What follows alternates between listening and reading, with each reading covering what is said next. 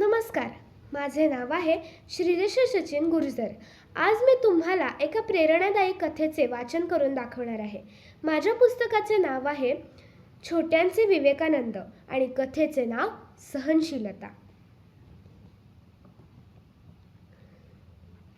जेव्हा स्वामी विवेकानंदांना शिकागोच्या धर्मसभेमध्ये बोलण्यासाठी आमंत्रित केले गेले होते, तेव्हा तेथे जाण्यापूर्वी स्वामीजी हे त्यांच्या गुरुमाता म्हणजेच रामकृष्ण परमहंस यांच्या माता श्री शारदा देवी यांना भेटून त्यांचा आशीर्वाद घ्यायला गेले।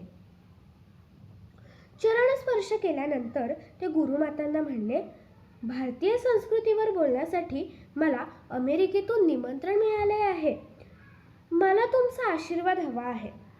त्या म्हणल्या, आशीर्वाद घेण्यासाठी तू उद्या येच। मी आधी हे पाहीन की तू या धर्मसभेसाठी पात्र आहेस की नाही, असं शारदा देवी म्हणल्या। विवेकानंद निघून गेले आणि दुसऱ्या दिवशी पुन्हा त्यांच्याकडे आले।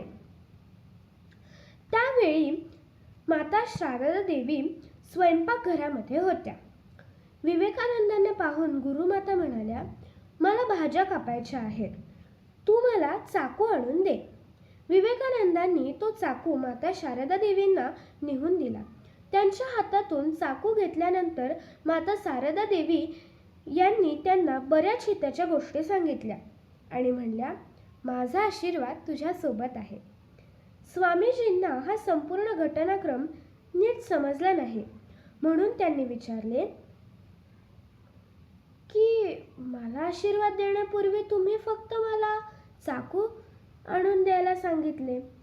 यावर माता शारदा देवी म्हणल्या, तुझी परीक्षा पाहण्यासाठी मला चाकू देताना त्याचा धारदार भाग तू आपल्या बाजूस ठेवलास आणि मुठीचा भाग तू माझ्याकडे दिलास।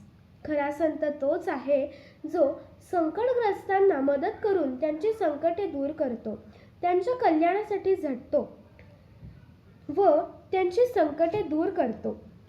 स्वामीजी सांगत, आपण स्वतः चांगले बनणे व चांगली कामे करणे म्हणजे धर्म।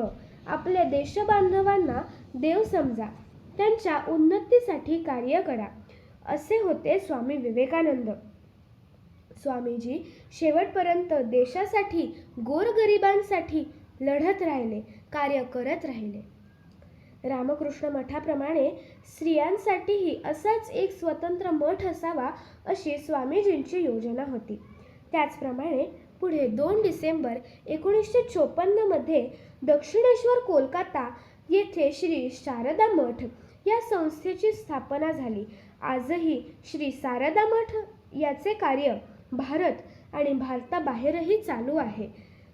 धन्यवाद।